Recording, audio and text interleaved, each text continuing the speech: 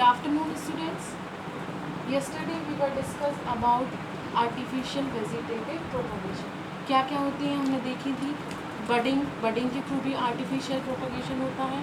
Grafting, splice grafting, inarching, slide grafting, ये सारी हमने डिटेल में पढ़ी थी. आज हम इसकी मेन मेथड देखेंगे, micro propagation method. What is micro propagation method? Large number of plants can be regenerated and propagated by using a small tissue of mother plant. एक mother plant का small tissue को लेकर हम regenerate या फिर propagated करेंगे.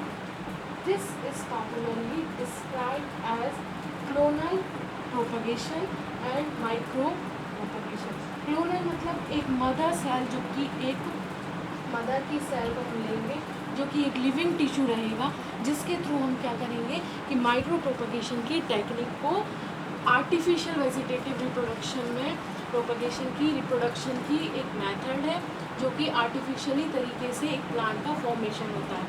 अब हम इसकी मेथड को फुल डिटेल में पढ़ेंगे कि मेथड होती क्या है. Okay, it has been demonstrated that a variety of plant species can be conventionally propagated through the technique of cell.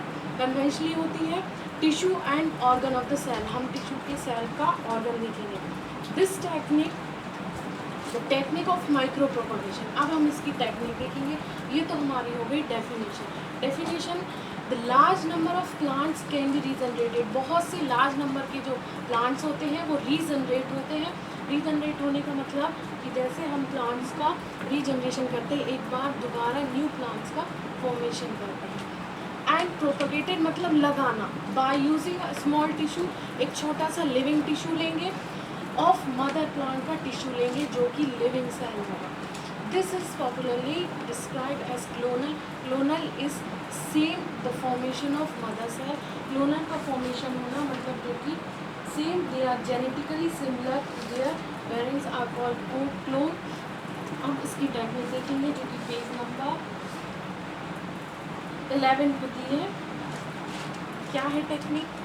First हम क्या करेंगे, in most cases clonal propagation is achieve by placing sterilized soft tip and axillary bird. एक हम क्या करेंगे कि एक auxiliary bird लेंगे. ये हो गई हमारी ऑक्सिलरी बर्ड. ये हमारी लीफ है जो एक लिविंग टिश्यू है. इस लीफ से हम क्या करेंगे कि एक टिश्यू को निकालेंगे. हम देखते हैं कि हमारी लीफ, ये हमारी लीफ है, इसमें स्टोमेटा होते हैं, ये हमारे स्टोमेटा प्रेजेंट होते हैं, ये एक लिविंग टिश्यू होते हैं. इन स्टोमेटा को हम बाहर लेंगे.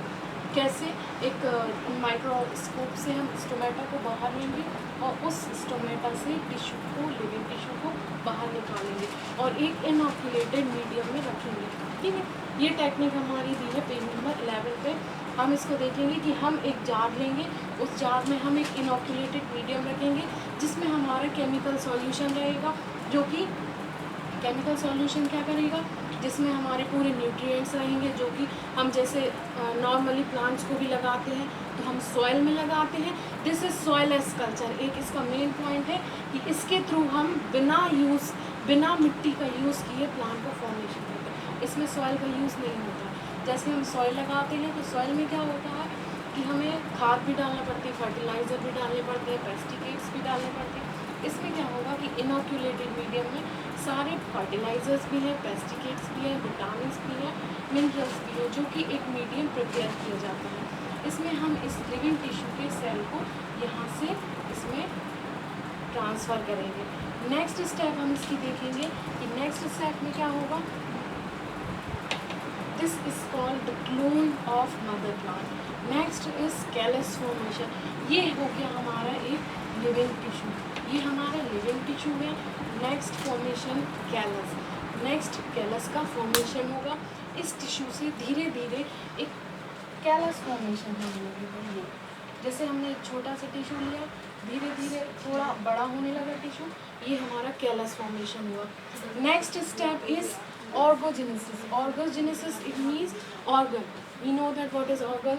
अब कैलस फॉर्मेशन होने के बाद क्या होगा कि एक ऑर्गोजेनेसिस की प्रोसेस होगी जिसमें एक प्लांट का फॉर्मेशन होने लगेगी. The plant of formation take place. धीरे धीरे इसमें लीव्स आना स्टार्ट हो जाएंगी. धीरे धीरे इसमें ब्रांचेस आ जाएंगी, इनका स्टेम हो जाएगा, and the plant is regenerated. Next process is regenerated plants are prepare. क्या किया हमने, एक लिविंग टिश्यू लिया, एक लिविंग टिश्यू से हमने लीफ से लिविंग टिश्यू को निकाला, उसको एक इनोकुलेटेड मीडियम में रखा जिसमें हमारे न्यूट्रिएंट्स हैं, विटामिन हैं। Next is callus formation, callus का फॉर्मेशन किया, धीरे धीरे कैलस का फॉर्मेशन होने लगा। नेक्स्ट ऑर्गोजेनेसिस हुआ, ऑर्गोजेनेसिस में ऑर्गन्स बनने लगे। नेक्स्ट इसमें क्या हुआ कि रीजनरेशन ऑफ प्लांट, प्लांट का रीजनरेशन हुआ, एक न्यू प्लांट फॉर्मेशन हो गया। हमने क्या किया कि एक लिविंग सेल से एक नए प्लांट का फॉर्मेशन किया। ये हमारी प्रोसेस है। This process is known as micro propagation method.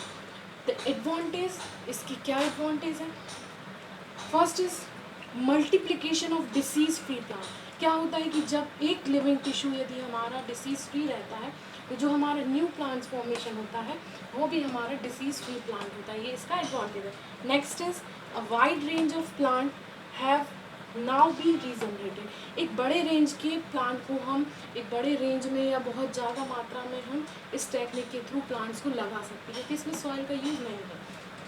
Next it is used in commercial production of some plant, जैसे बनाना के प्रोडक्शन में, पोटैटो के प्रोडक्शन में इस प्रोसेस का यूज़ किया जाता है, और सीड्स के प्रोडक्शन में ये प्रोसेस यूज़ की जाती है। इस प्रोसेस में विदाउट सॉइल प्लांट्स का फॉर्मेशन होता है। Next point is advantage of vegetative propagation. The plants which do not produce viable seeds are propagated by this method. ऐसे plants जो कि एक viable seeds production नहीं कर पा रहे हैं वो भी इस टेक्निक के थ्रू अपना प्रोडक्शन स्टार्ट करेंगे। Next is plants rise through the vegetative propagation from the single plant constitute a genetically uniform population. the clone का formation होगा, हमने बताया है कि clone is genetically similar. Okay, our next is it is the only method of propagation for species which do not bear viable seeds such as banana. इन seeds में ये propagation methods एक वायबल सीड्स फॉर्मेशन नहीं कर पाएगी, है ना। इसी टाइप से इसके बहुत सारे एडवांटेज हैं, इसके कुछ डिसएडवांटेज भी हैं। Do not continue vegetative propagation, the offspring loss their vigour. मतलब क्या होगा कि जो ऑफस्प्रिंग का फॉर्मेशन होगा उसकी स्ट्रेंथ कम हो जाएगी, है ना, विगर कम हो जाएगा।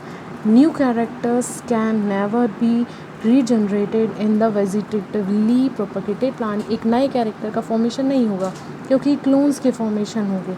Variation are not produce in the plant, variation नहीं होंगे।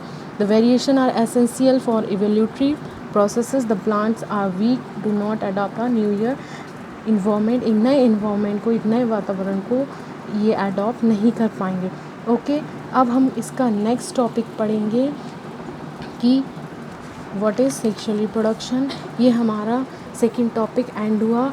what is the type of asexual reproduction and artificial method. okay, next हम इसका कल हम इसका एक नेक्स्ट टॉपिक पढ़ेंगे। Okay, thank you.